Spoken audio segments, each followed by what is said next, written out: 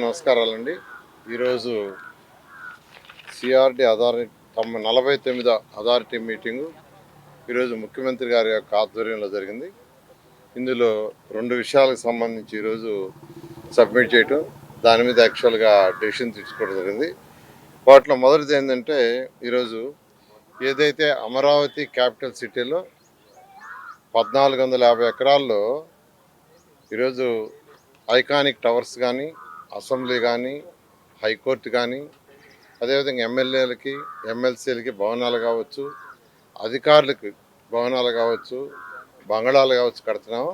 ఆ ఏరియాలో ఇన్ఫ్రాస్ట్రక్చర్కి road, drains, sewerage ప్లాంట్లు, సివరేజ్ ట్రీట్మెంటు, ఎలక్ట్రికల్, ఇవన్నీ ఇన్ఫ్రాస్ట్రక్చర్కి గాను ఈరోజు యాక్చువల్గా ఒక 1052 కోట్లతో టెండర్ పిలవటానికి యాక్చువల్గా యాక్సెప్ట్ చేశారు. అదేవిధంగా రెండోది ఏంటంటే, సీడ్ యాక్సిస్ రోడ్ ఏదైతే ఉందో అది నేషనల్ హైవే కలపాలని మాస్టర్ ప్లాన్లో ఉంది. ఆ నేషనల్ హైవే కలిపేటప్పుడు అంతకుముందు డిజైన్ ఏంటంటే, నేషనల్ హైవేకి ముందు ఒక హాఫ్ కిలోమీటర్లో ఈ ఫ్లైఓవర్ అక్కడ దిగితే అక్కడి నుంచి మళ్ళీ ఫ్లైఓవర్ ఎక్కెత్తుకుంది. అలా కాకుండా ముఖ్యమంత్రి గారు ఏదైతే E5ని నేషనల్ హైవే కలుపుతున్నారో అది డైరెక్ట్గా నేషనల్ హైవే లెవెల్లో కలిపేట్టుగా చేయమన్నారు. దానికి 682 కోట్లతో యాక్చువల్గా టెండర్కి యాక్చువల్గా అలౌ చేయడం జరిగింది. ఈ విధంగా ఈరోజు ఈ రెండింటి మీద ఈరోజు 49వ సిఆర్డే అథారిటీ మీటింగ్లో ముఖ్యమంత్రి గారు పర్మిషన్ ఇవ్వడం జరిగింది.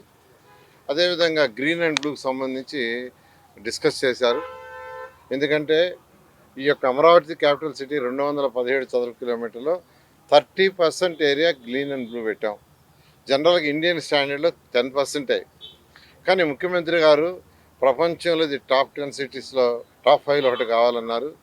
అందులో కూడా ప్రత్యేకంగా గ్రీన్ అండ్ బ్లూ ఉంటే పెట్టమన్నారు. దాని మీద ఈరోజు దాని ఎక్స్పర్ట్స్ కొందరితో దాని డీటెయిల్గా యాక్చువల్గా డిస్కస్ చేయడం జరిగింది. ఈ విధంగా ఈరోజు అథారిటీ మీటింగ్ మేజర్గా ఈ 2 విషయాలు గ్రీన్ అండ్ బ్లూ మీద చేయడం జరిగింది. చాలు.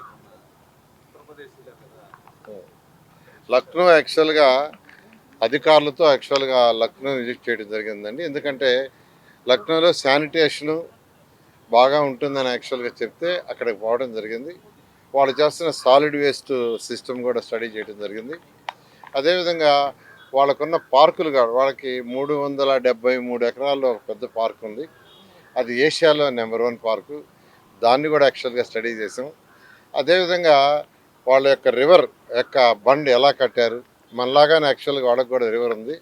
రివర్ బండు, రివర్ ఫ్రంట్ ఏ విధంగా గ్రీనరీ డెవలప్ చేశారో ఇవన్నీ స్టడీ చేసాం. అధికారులందరూ చాలా చక్కగా చేశారు. మనం కూడా యాక్చువల్గా డిజైన్ చేసాం. వారి అనుభవాన్ని కూడా తీసుకొని అక్కడ బెస్ట్ ప్రాక్టీస్ మనం చేయటం. అదేవిధంగా సాలిడ్ వేస్ట్లో వేస్ట్ ఎనర్జీ ప్లాంట్స్ మనం పెట్టాం. అది వాళ్ళకంటే కాస్త బెటర్గా ఉంది. వాళ్ళు కూడా వచ్చి చూస్తూ ఉన్నారు. ఈ విధంగా అనేక రాష్ట్రాల్లో అనేక దేశాల్లో తిరగటం ఏంటంటే, వాళ్ళు చేసిన బెస్ట్ ప్రాక్టీస్ ఉంటే మనం అడాప్ట్ చేసుకోవటం, మన ఏదన్నా ఉంటే వాళ్ళకి ఈ విధంగా ఎక్స్చేంజ్ కోసం పోవడం జరిగింది. ఇండియా పాకిస్తాన్ తాజా అప్డేట్స్ కోసం డౌన్లోడ్ చేసుకోండి RTV లైవ్ యాప్.